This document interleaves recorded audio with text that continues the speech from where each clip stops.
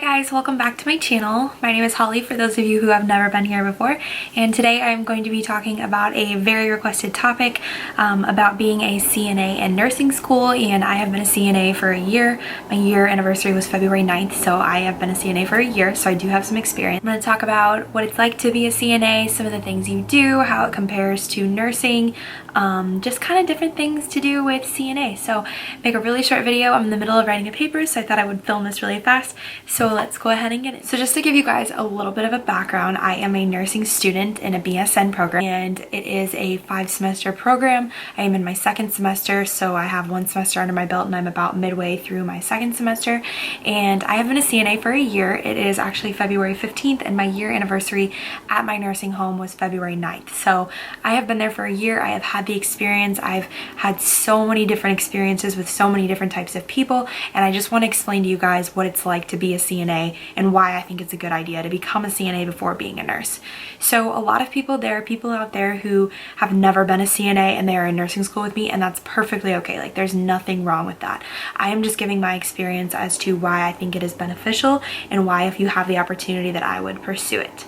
So first of all, just to become a CNA, you do need to take a CNA course, and I believe mine was 8 weeks long, and you have to test out. You need to do a written test, which was really long. It was like 100 questions, and then you also have to do a scenario. So they will basically give you, from what I remember, I believe I'm given the scenario when I walk in the room that was on a piece of paper, and there is an instructor watching you, and you basically do everything that you were taught as a CNA.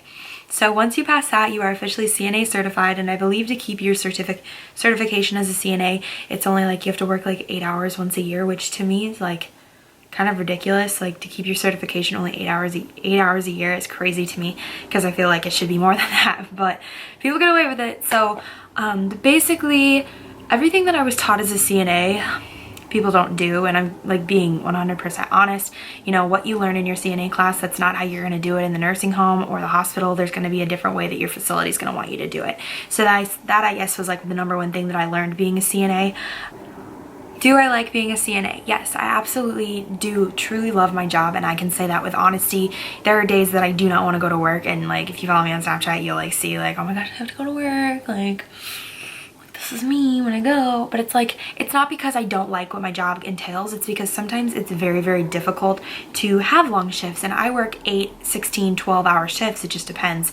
The common stretch that I do is 8 hours, but there are days when I'll pick up 2 shifts. I'll work 1st and 2nd, and it's very laborious work, and I think people don't really understand that part of it, because people just think we just wipe ass, and like, that's not like anything, like that's not the main part of what we do. There are days I won't even do it sometimes. Like, some days I will be with people who I don't do that. Like, that's not what it's about when you think of an aide, and it's just very frustrating to have that stigma on the internet and to have that general like idea of that's what we do, being the ass wipers, the bottom of the nursing chain. It's like, no, I am the bottom, but if it wasn't for us, like if it wasn't for CNAs, the people in the nursing homes would not be alive. So like, I don't know, it's just very frustrating when people look at it like that, and you know, I get crap for it all the time and I defend myself, but it's just a stigma that doesn't need to be there. You know, you have to think about it when you think about working in a nursing home. My personal experience, when I go to work, I think of my grandpa. My grandpa is in the nursing home right now. He's fully capable of doing, you know, most things. He can like go to the bathroom. He's not incontinent, which if you don't know what incontinent means, it means you can't control your bowels or your bladder, and you just go and you're in a brief, they call it briefs. We call them briefs because I don't want to call it a diaper. That's insulting to a patient. So, you know, he's not incontinent. He's continent. He can do things himself. So when I think about my job and taking care of people, I think, you know, that could be my grandpa. That is someone else's grandpa. That is someone else's dad. That's someone else's husband, you know, mom, grandma. Like, you just have to think of it like that. And when you think about making fun of a CNA for what they do, think if that were you in that situation. You know, these people can't control what they do. They can't control what's going on with their bodies. You know, as you get older, it's all going to happen. It's going to happen to all of us. So that's just my stigma on it. It's just taking care of people, and that's what I'm in healthcare for, so I genuinely love doing it.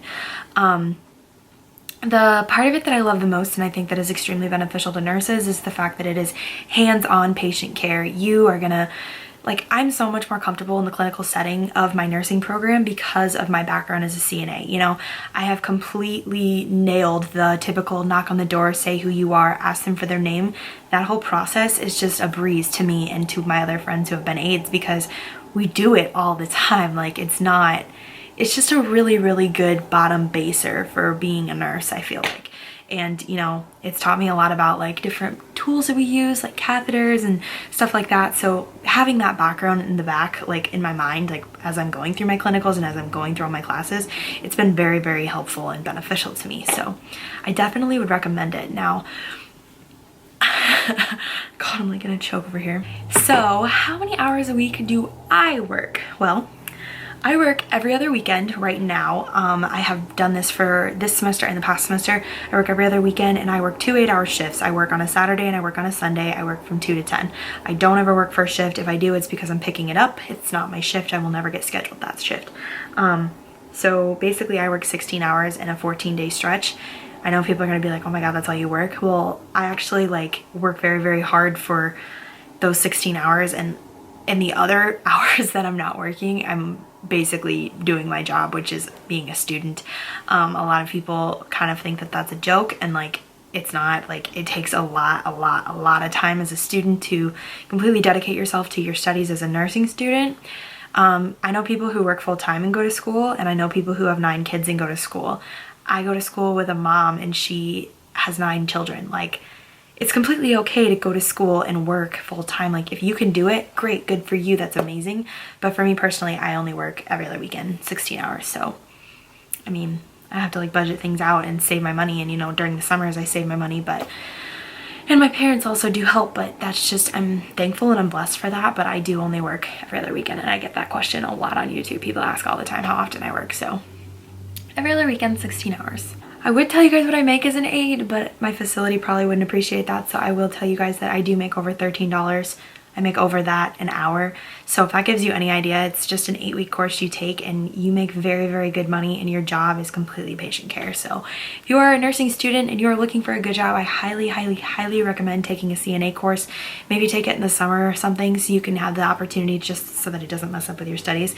But if you have the opportunity to take the course and get that as a job, I highly recommend it. Like 100. I love my job. I really do. I love my job. I also think that being a CNA has helped me prepare for being a better nurse in the future, because there are some nurses that I work with that are horrible. They can be awful. You know, there's people, you're gonna always meet people who are negative, but you're gonna meet people who won't want to help you as a CNA, because people look at CNAs, again, here's the stigma that we are at the bottom of the chain, we know nothing, we're stupid. It's like, no, I'm a student being trained to be a nurse, so I will be where that nurse is standing at that med cart one day, and I will not treat a CNA the way that I get treated as a nurse, as a CNA sometimes. And I'm not saying that like everybody gets treated like that, but there are just people who act like they can't help you as a nurse because they're a nurse, because they have that title. No, this is patient care. Everybody is allowed to help in patient care. If you were working at that facility, you are perfectly capable of helping someone go to the bathroom. You know, you don't have to be trained to do that. I mean, you do to an extent, but it's just, it helped me learn how to be a better nurse. And it's just, I feel like my job working like this while going through school is just going to help me benefit and become such a better nurse and work with all different. Collaborative care is what it's called. Being a CNA and working with a nurse, we're collaborating together, you know, helping her hold, you know, making sure that a patient gets their oral medication, and I'm sitting there feeding the person, making sure they get it watered down. Like, collaborative care is a major part of healthcare, and I feel like if everybody could just like work together, it would be a lot better. So I guess like going through my experience as a CNA and like meeting with nurses who are just being with nurses who feel like we need to do everything and they can't help us at all when we are completely overly stressed all the time. I will never treat CNAs like that. Kind of better lighting. So what do you do as a CNA? Basically, you're doing everyday cares. Basically, these people, you know, there's long-term people in my nursing home because we're a rehabilitation center as well. There's long-term care, and there's also people there for, you know, they're maybe in their 60s and they tore their ACL or broke both their legs, and they're there to get rehab, which is rehabilitation, which is physical therapy working with them, and they're basically rehabilitating, if that makes sense. So basically we work with people who would be in a hospital on, you know, an ortho floor. Like, it's basic patient care. And it's cool because when you get to work with those patients, it just gives you a little bit of an idea of what you're going to be seeing in the hospital. And a lot of the nurses in my facility are cool, and they will, you know, delegate tasks, which delegating means giving somebody else the task. They will delegate things to, like, me and my best friend work together at this nursing home, and you know, sometimes they'll let us do vitals because they know that we're students. They'll let us come and see a procedure. They will let us watch, you know, a dressing change. Like, it's fun and cool, and it's the smallest, like the littlest at the bottom of the chain opportunity to see patient care. And there's times, you know, we've seen ulcers that are like insane, and it's just such a good learning experience because we're learning about all those things in school. So I don't know, I think it's super helpful and I love it. Just some specifics for you. You're getting people out of bed, you're using Hoyer slings, you're using an easy stand, and you would know how to use all of these if you look them up. I promise it's hard to explain, but basically they're power machines where you basically roll the patient over and you get a sling underneath of them, and you hook the sling onto the machine, and it basically goes put them in their chairs, you know what I'm saying? And then there's the easy stand where this comes behind their back, and we basically go and it stands them right up for people who can't stand as well. Very intensive care, it's very laborious care, and I can tell you that at the end of an 8-hour shift, I am exhausted. I want to do absolutely nothing. There's nothing I want to do more than lay in my bed, because all you do as a CNA is run your ass off. That's all you do. Everybody wants to talk to you. Everybody needs you for something. Everybody has their call light on all the time. Everybody needs something. You know, there are going to be times when someone puts their call light on and it's just for you to grab the remote that's, you know, here's their hand, and you know, it's all part of it. It's all part of it. It's okay. It's completely okay. You get used to it. You learn to love it. You learn to love the process. It's just an overall good experience. I love it as a job, and I highly recommend it to anyone who is wanting to get into healthcare. Take people to the bathroom. You feed them. You perform perineal care, which if you don't know what that means, look it up. I'm not going to explain it. You're going to know in a second. What else do we do? You work with families. You work with families. I've had one bad encounter in my entire year of being a CNA with a family, and you have to deal with families. You know, they're going through a hard time and you're there. You know, the nurse is who they want to see, but they're going to look to you and be like, you know, how's my mom doing? How has she been walking? How has she been transferring? Has she been eating? Like, you're a major part in these people's lives. So it's a good experience.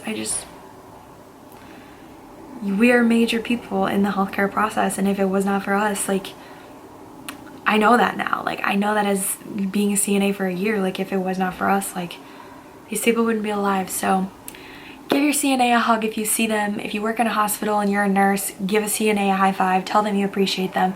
Always, always, always appreciate your aides, because we work our asses off and most of us love our jobs. The thing we don't love about our jobs is the way that we get stigmatized and, you know, put on this idea that all we do is wipe ass, because that ain't all we do, people. We do a lot of other stuff. So yeah, anyways, I hope that you guys enjoyed this video. It was just super quick, and I hope that someone learned something from this, someone was encouraged, because you can ask me tons of questions in the comments about it if you would like to, but I genuinely do love my job, and I would not pick another job while going through nursing school. I couldn't imagine doing something else. So yeah, thank you guys so much for watching. Give this video a thumbs up if you enjoyed it, and make sure you hit that subscribe button, and I will see you guys next time.